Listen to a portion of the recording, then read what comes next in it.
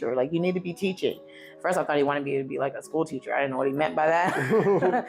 So that's how I got into Mirajo and created this. Consistency, you can't get the results if you can't measure your results. And it does make you feel like either you're not doing anything, it'll make you feel like I want to quit today, but like you have that consistency will help build that. At Comfort Measures Consulting, we're here to help you navigate the complexity of healthcare. If you're caring for a loved one as a caregiver, you don't have resources, you don't know what questions to ask, you need to have options, right? Give Comfort Measures a call. Give us a chance. First consultation is free. Speak with me, Comfort Measures Consultant, 850-879-2182. You can also visit our website at www.comfortmeasuresconsulting.com. Talk to you soon.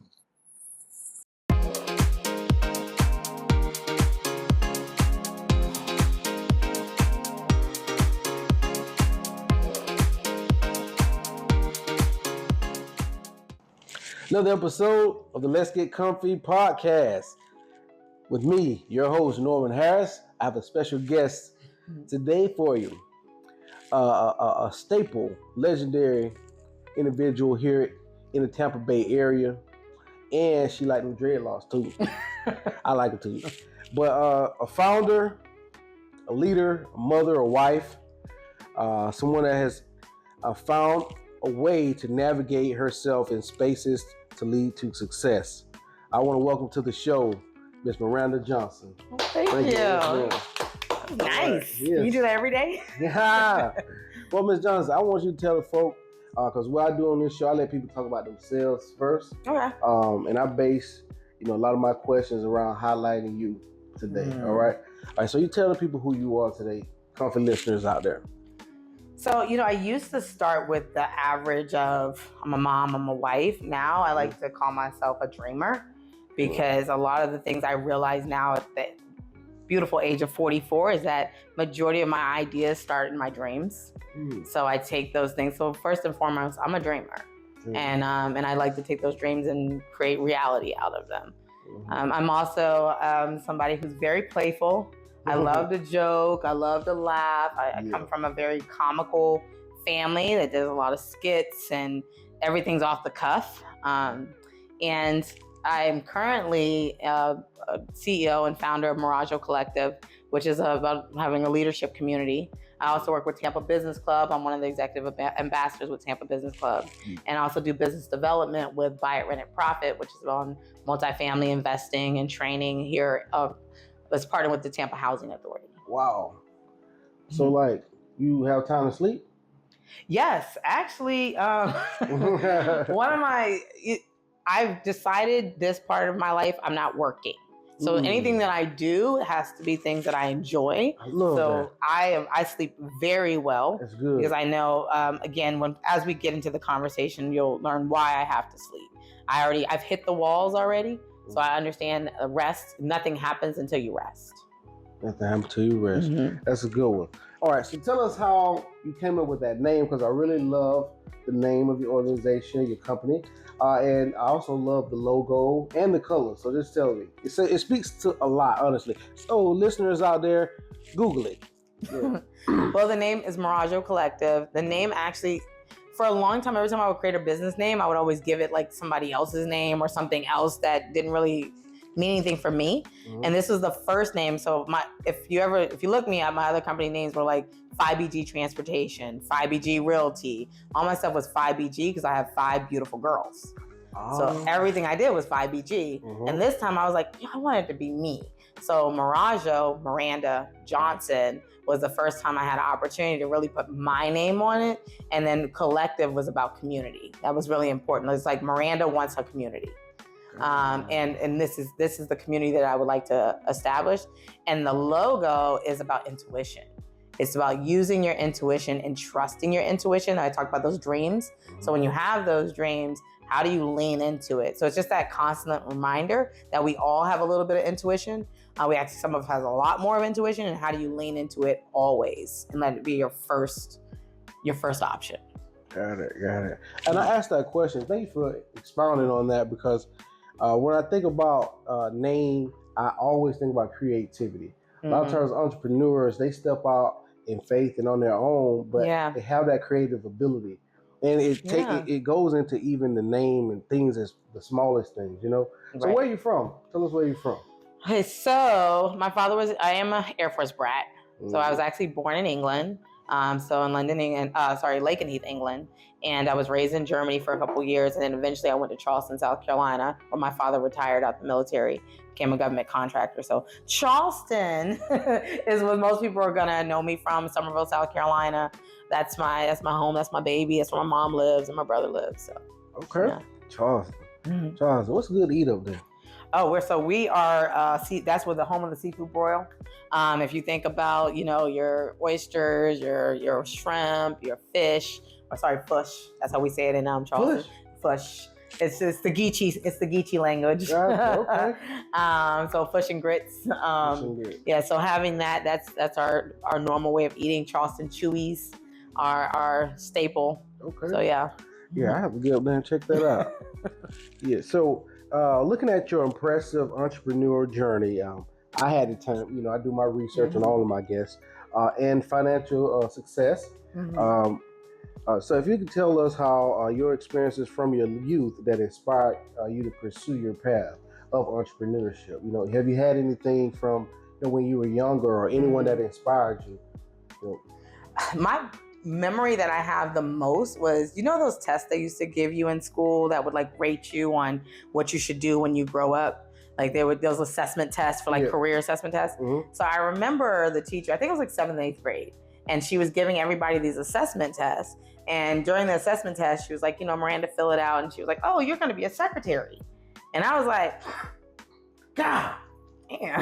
Yeah. And again, mine, this is 1990, 91-ish. So maybe 92. So that sounded great for a lot of girls. That you tell me I'm going to be a secretary. And I just remember not knowing what I was saying, but I said it really quickly. And I was like, no, I'm going to have instead of Burger King, I'm going to be Miranda Queen.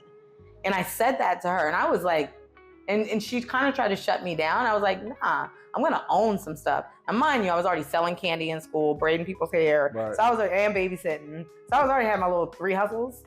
Right. So to me, for her to put me in that category, it was it ignited me to say what else is out here and why is she labeling me as a secretary? So your school let y'all sell candy? We used to get suspended. No, they didn't let us. Oh, gotcha. I'm about to say. I said I had a hustle. God, okay. You go to ISS and in-school suspension. Oh no, I was good.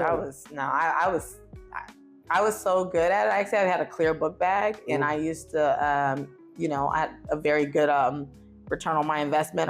That's as far as I'll go with that. But I was able to get candy and sell it. And I even knew what clients I would sell my Snickers for 50 cents and who would pay $1. Wow. Yeah, I was very good at sales. Yeah. I didn't know that. I just knew I was good. I was good at reading people. That's good. Well, shout out to my 2 high school partners, Eric Casa and Dustin Gray. Oh wow! Dustin Gray, he said everything. He had the Rice Krispie treats. He'll make you a necklace. He did a lot of things. Shout out to Dustin, man. I ain't talked to him in a while. But so my next question is, what you do now? It doesn't always. Well, I couldn't connect it where you started, sort of in your entrepreneurial journey, which is transportation industry with trucking, right? So where I actually started was in construction. Oh, in construction. So and that started because at the time, my ex-husband was a sander. He used to sand houses, and his entire family was in construction. They sand houses, they had a painter, they had a guy for everything.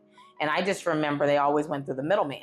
So the middleman was the uncle, right? The uncle had a contract with one of the builders or one of the managers, and then the manager had the actual. It was so many channels, and sometimes he didn't get paid.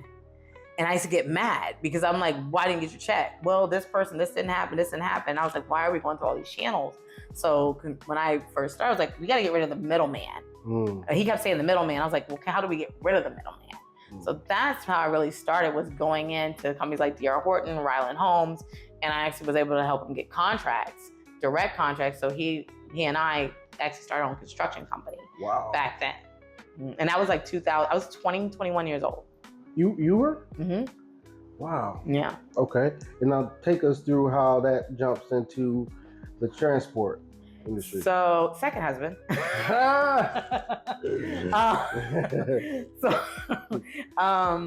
So my current husband now, beautiful husband, Joshua Johnson, is so gorgeous. Anyway, so I met him in 2008, 2009.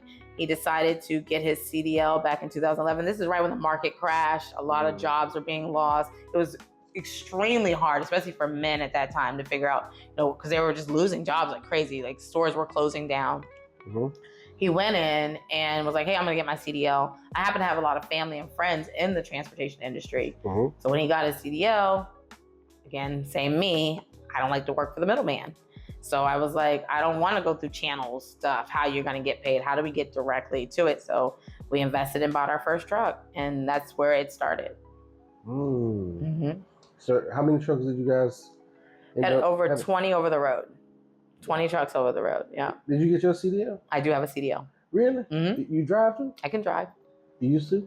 I mean, I still have an active CDL. I stopped driving. I only drove for because most of the time I managed the business. Uh-huh. So I did drive a little bit in 2023. I used to actually run the Tampa port.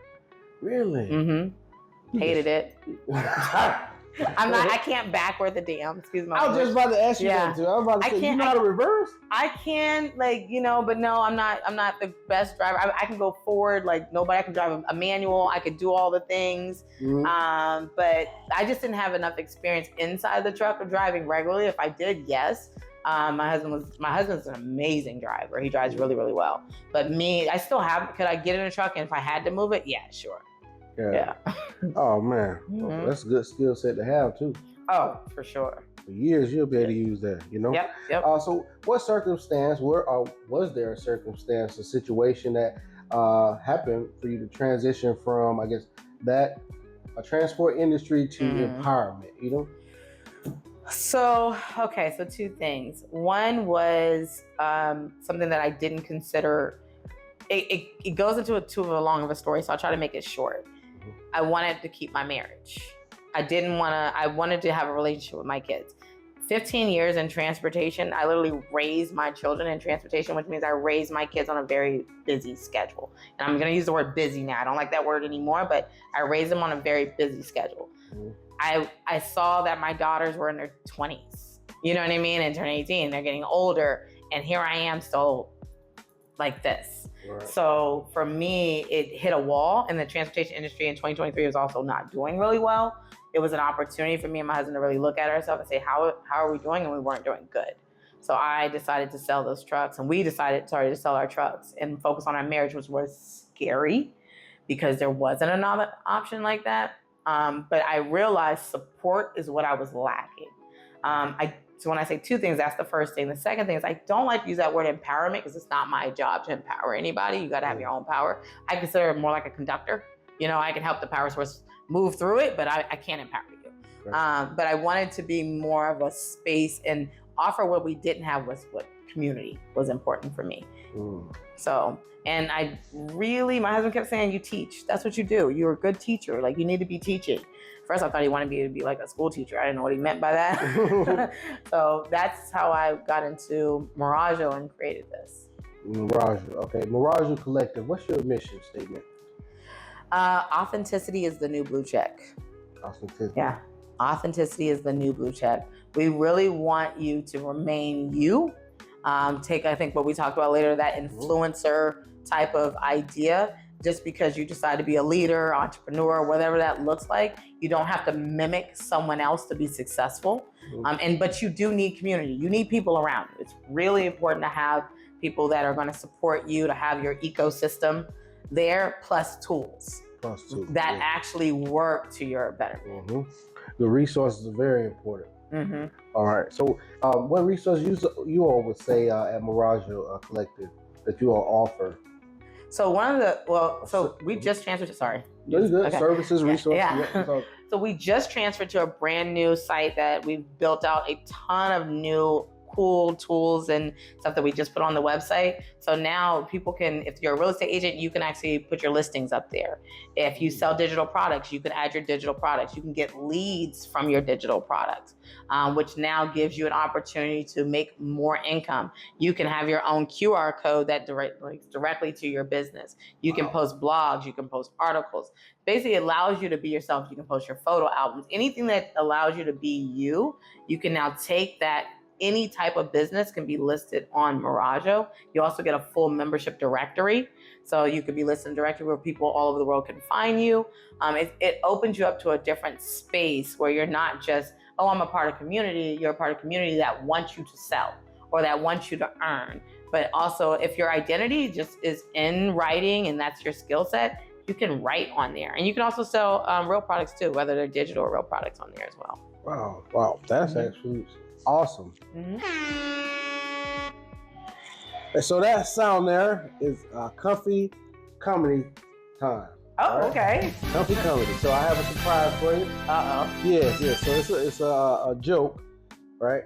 Oh, I love jokes. It's a joke. Yeah. I love jokes. You love jokes. All right. So if you tell the audience here, because and I'm just adding this into the show. Okay.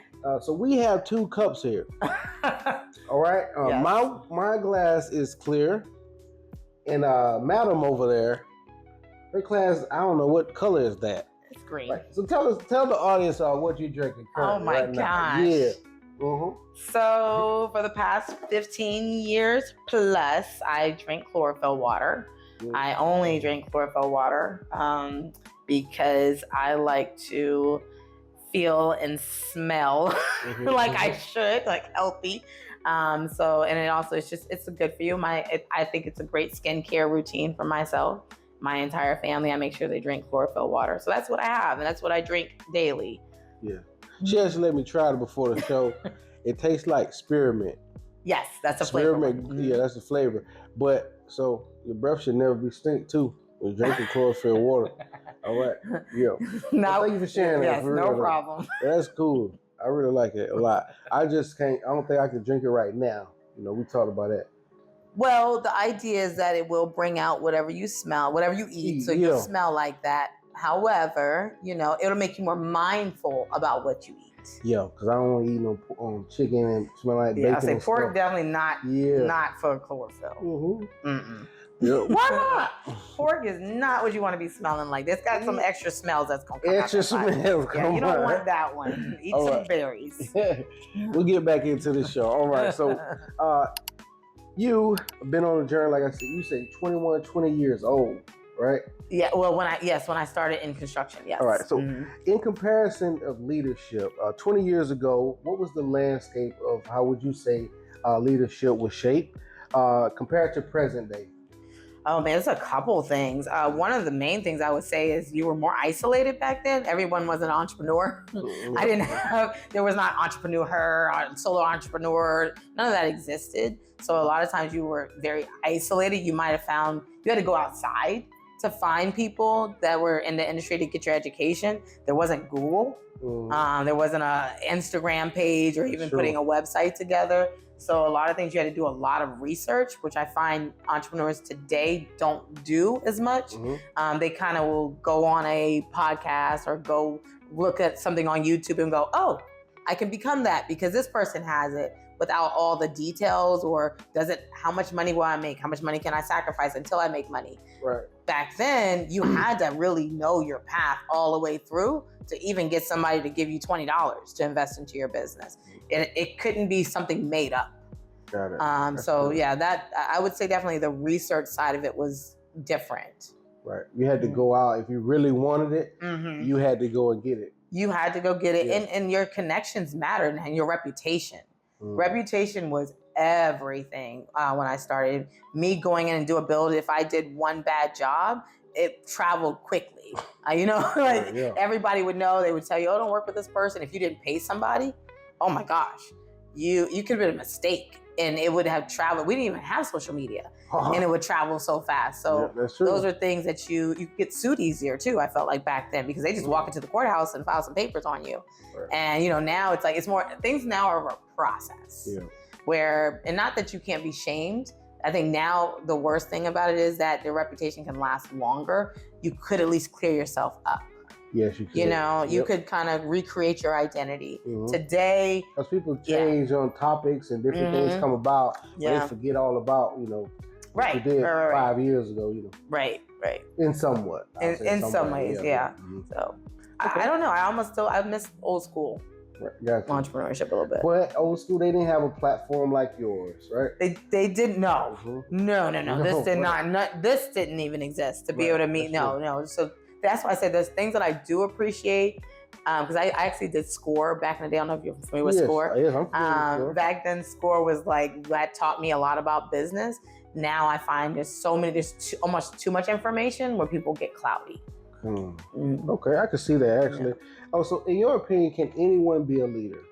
No matter age, right? Seniors, because I recently had a lady on the show, so I know this answer myself. Okay. Miss Arlene Grosso, she started her first business at the age of 70 years old. Wow. Oh. Right. But just in your opinion, can anyone be a leader? Yes. Anyone, if you're talking about age, race, and the that type of thing, in that sense, yes. Should everyone be a leader? No. Because it is very much a mindset game. No matter how you look at it, you know, it's because you have people that are in leadership roles that are doing things that they should not be doing. They're taking advantage of the situation. So can they be a leader? Yes. Should everyone be a leader? I would say no. Gotcha. They should not all be in leadership positions. You know, can I share my thoughts on that? Absolutely. Yes. So I do believe leaders they're chosen. I think you're chosen to be a leader. I agree with that. Yeah. You have to be special to be a leader. I don't think everyone is destined or can be a leader. I agree. Right? They may be put in a position or elevated because of resources, connections. Yeah. But everyone isn't made to be a leader. You can see, you can tell, you can feel it. Oh yeah. You can feel it. But yes, I just wanted to ask that because I just looking over your website, reading more things about you, I learned that that's a real big focus for you. Absolutely. Leaders creating a platform where they could openly gain, explore their creativity as well, and benefit from their creativity. Right. So that's the benefit. So you have a new book. I do, yeah. But it's Pain Principle. The Pain Principle, yep. Pain Principle. Why the title?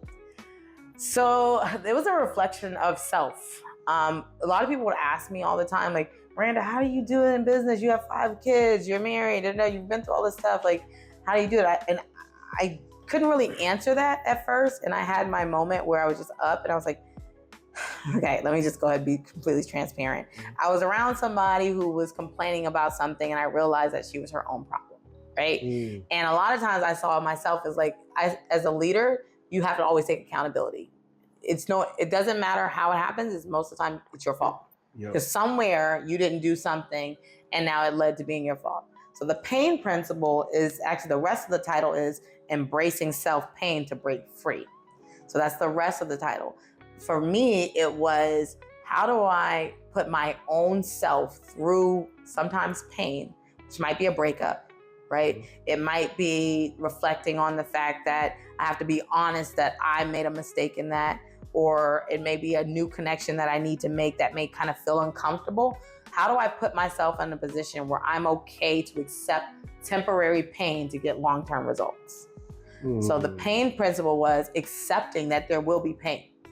There has to be pain. It's impossible not to go through that pain, but with pain comes change. That's true. That's true. Yeah, I think I really realized that within the last year of just accepting that no matter in life, it's just going to be ups and downs. Like you're going to have mountains, challenges. Nothing is going to be just perfect all along. You just have to believe in whoever you do believe in. But I believe in God that, change is going to happen. He's going to make sure your family and the things that are vital to you is taken care of. Right. So, but I love that answer. I really do. Yep. So people lie to themselves about what's holding them back, choosing comfort over breakthrough. Give an example or you can share your message to the people, for those ones out there procrastinating, right? Feel in their comfort zone, feel like I'm too old or my last 3 ventures did not work out, and I should give up. And I will say I'm new to the entrepreneurial journey myself. And like I be thinking about quitting all the time. I'm not gonna lie. All the time I be emotional. I'm like, man, I just want this, and I really want this to work. And so it's a struggle. It's a battle internally, and people see you on social media. And like we talked about, we're not social media people, but they think you're doing good. It's not really true. I'm willing to say it. Yeah. Like just everybody you see on social media, that's not just because they not making hundreds of thousands of dollars. It's not true. Yeah. Let's be honest with you. But the question to you is, what's your message to those people who are afraid to try? To afraid to not later on in life say be that shoulda, woulda, coulda, right?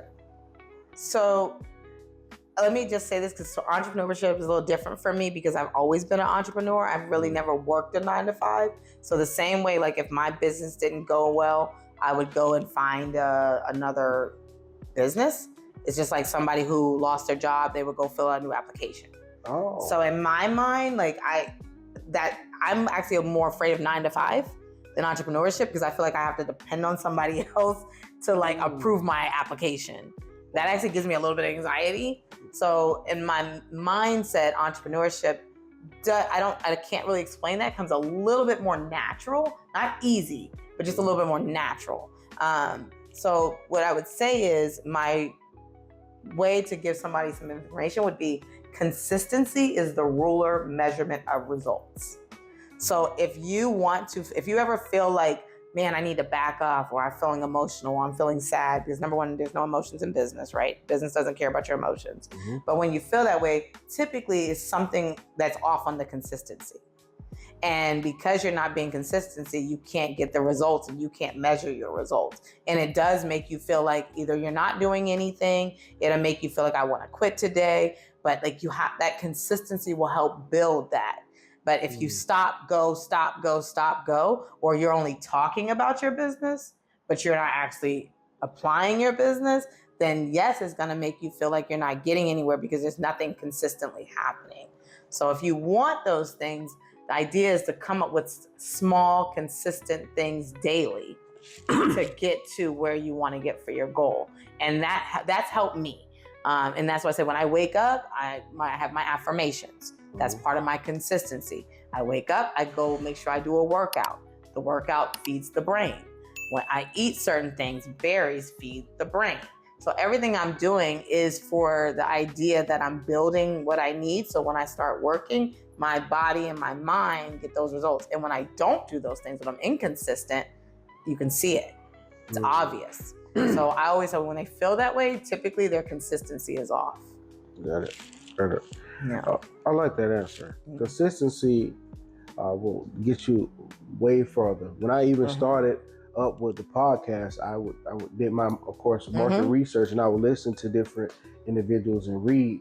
And they say, I really believe I could have been further along if I never would have stopped. If I didn't take that 6-month break or that 9-month break and start back, Right. So staying consistent, it's hard, it's challenging, but fighting through it, you see the fruits later on, So advice to individuals preparing for their later years in life. So with being consistent and getting to the comfort zone, what would be your advice to tell people? Keep moving, keep pushing. Just because you're retired don't mean you hang up the hat too. You know what I mean? I feel like you just got to do what makes you good. I mean, I can give you advice. I know Miranda being 60, 70 years old, I'm trying to be chilling. You know what I mean? I'm just trying to relax. I'm frolicking, I don't really want to be in that hustle mindset.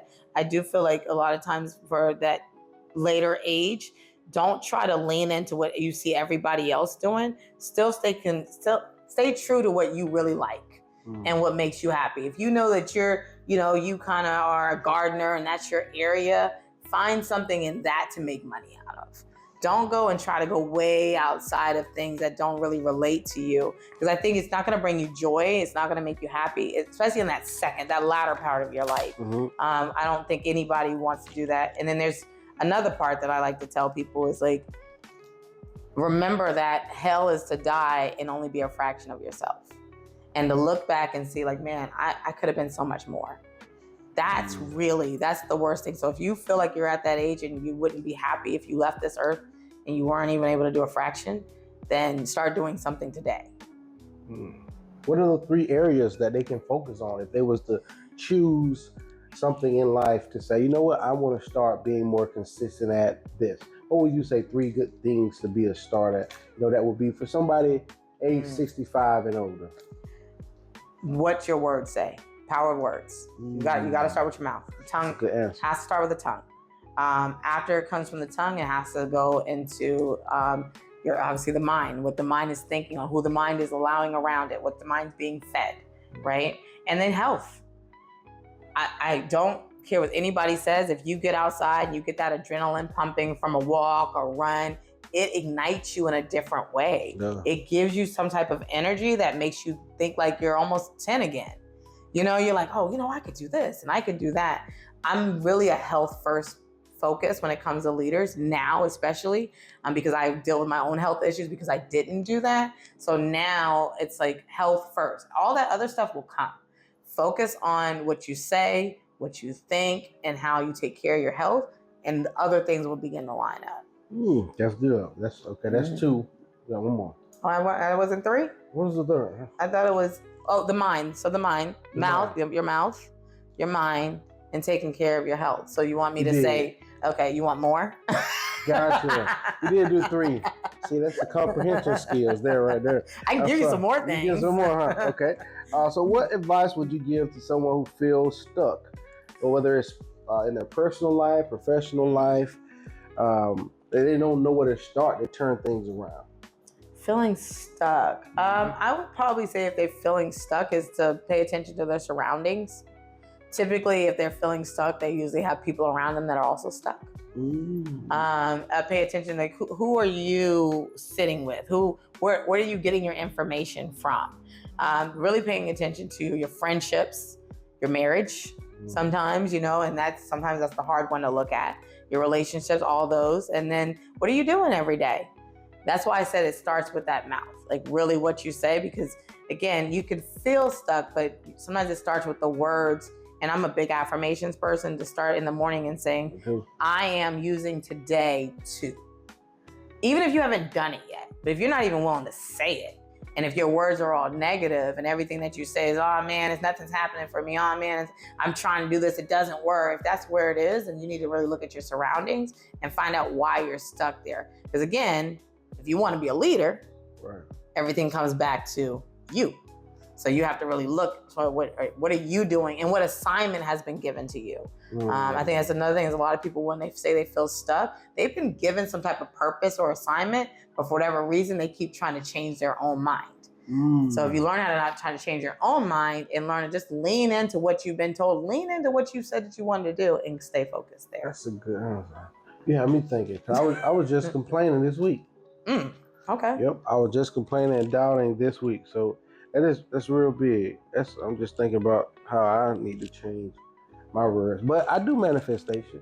Okay. Like I do little sticky notes, and I write down like what I would want to happen in my life, and try to speak positivity. Yeah. But then I get like mad one day, and then I just.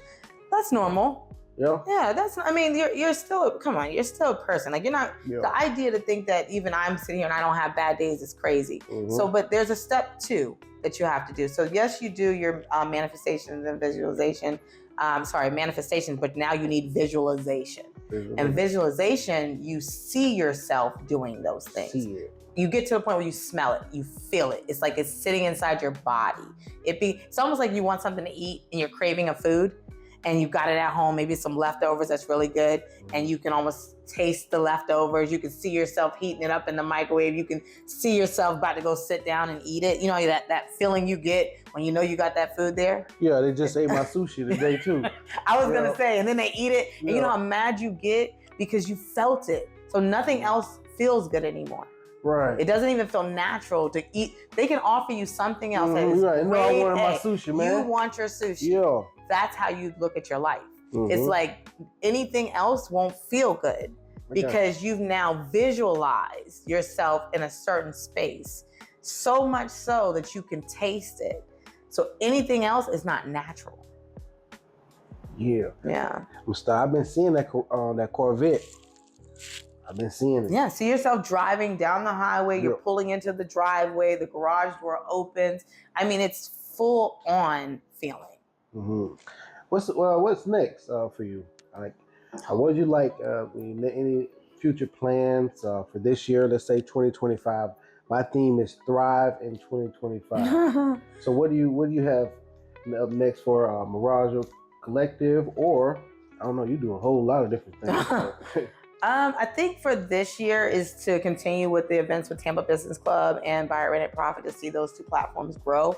My and my husband will be starting Couples and Entrepreneurship, our own, which will be a part under Mirajo as well. The idea is to be transparent and honest with other couples, because that's an issue that people don't talk about a lot, where what couples go through as when their partners decide to be entrepreneurs, whether it's both of them or one of them. It's a lot. It's a lot on the family. It is. And there's dynamics that people just, they create a perfection that's not true. And that's why I talk about, yes, I am on my second marriage. I'm on my second marriage because I was a hardhead in my first one.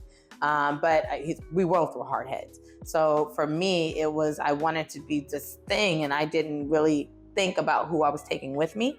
I just wanted to go and take care of my kids. And sometimes you have to slow down because you want the whole unit to go together. So Couples and Entrepreneurship is something that me and my husband will be working on this year. That's really good. That's really good. And you hitting all points. You like counseling me today or something. Oh, okay. Yeah, for real. But yeah, entrepreneurship, it takes a toll on your family. That's why I tried, like, in my foundation, involve my family, my wife, and kids. Like, that's why they be here. Like, most of my shows, for sure. But it's hard though still, because I ask different things. It requires time. Like, this is Saturday. You know what I mean? So yeah. Oh, I appreciate my baby. She's beautiful. She's so helpful. Thank you so much, baby. Yeah, thank you. But as y'all, I tell you, she the brains of the operation for real. You know what I mean? I get it. Yeah. But share your website, all your social media. Sure. So I no longer have Instagram or Facebook, also just LinkedIn. So Miranda Johnson on LinkedIn, or Mirajo Collective. You can also find our website, which is www.mirajoco.org, or you can find me on the Buy It Rent It Profit platform under www.buyitRentItProfit.com, buyitRentItProfit.com. I do leadership training and educational training on there, and I do have some leadership training educational videos. Also, if you want to go to the Tampa Business Club website to find out what our upcoming events are, I'm also on there as well. I love that you're involved in the community. You're making ways for other people to also be involved, but build up their platform, their brand, also attain visibility. I think that what intrigued me about having you join the show was how invested you were in the community. Like, I know you don't have Facebook, Instagram anymore longer, but like just seeing those things, just seeing what you do, it was inspiring for me, to be honest. Like, cause like I tell my wife and most people, a lot of guests on the show, I really don't know you. You know what I mean? But I come on here and I really been enjoying learning, actually taking time and researching individuals and understanding their journey and how they became, successful and the route that you chose. So it's really inspiring because I know it takes a lot of work to do it. It can take a lot of sacrifice. It does. It can. This part is different. I'll be honest. This part is different. I'm working on when it becomes like a natural, then I realize that I'm outside of my lane. So I'm no longer in alignment. So I'm working on alignment. Yeah. So if I would say this year, it's alignment. Gotcha. So as we wrap up, I just want to know, what do you enjoy doing? Just like your regular day. I know that people don't usually ask this. I don't know, it just popped in my head right now. What do you enjoy, like, just every single day? What do you enjoy doing? I love working out, man. I really do. It's my adrenaline. Whether I get on the treadmill and do my 12, 330, my incline on the treadmill. I just started getting back into running. I like lifting. That's my therapy. So I do love working out. Like I said, I'm a big jokester, so I love calling my brothers. I have two older brothers. So usually I call my brothers daily and I just rattle off some weird jokes and some scenarios. And then because I have 5 daughters, so for me, it's just... you have They're getting older, Yeah, you have some action for real. So, my part of my morning will usually start with talking to my daughter, my 14-year-old in the car ride. We listen to some silly radio stuff and just enjoy ourselves. And the best part of my day is honestly when my husband comes home, man. I'm loving this part of our marriage. So this right now is just being able to spend time with him and, wake up and he gives me my morning kisses and then my night kisses. I'm like, I'm a little giddy, which that wasn't always there. So I'm really appreciating that part of my day now, where before it was an irritation and aggravation because I was not where I needed to be. So this part of my life, I'm just really enjoying simple things. Wow, that's incredible.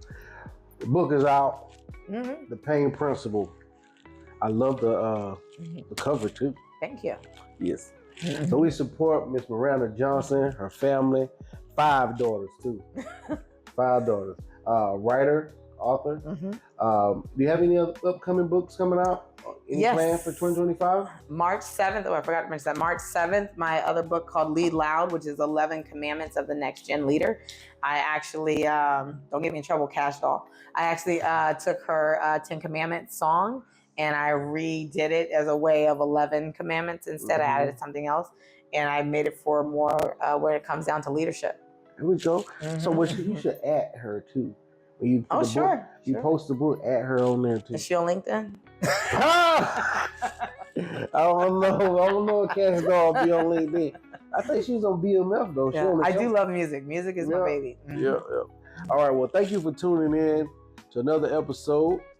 Let's Get Comfy podcast. I hope you all have enjoyed hearing from the wonderful Miss Miranda Johnson and how inspirational she is, involved she is in the community, just her leadership that she possesses, visionary, true visionary, but that really values family, values enjoying what she does each and every day, her health journey. Take notes, because I have. So thank you so much for joining us. Till next time. Bye. Please visit comfortmeasuresconsulting.com. We're here to support you and your loved ones. Thank you. Thank you.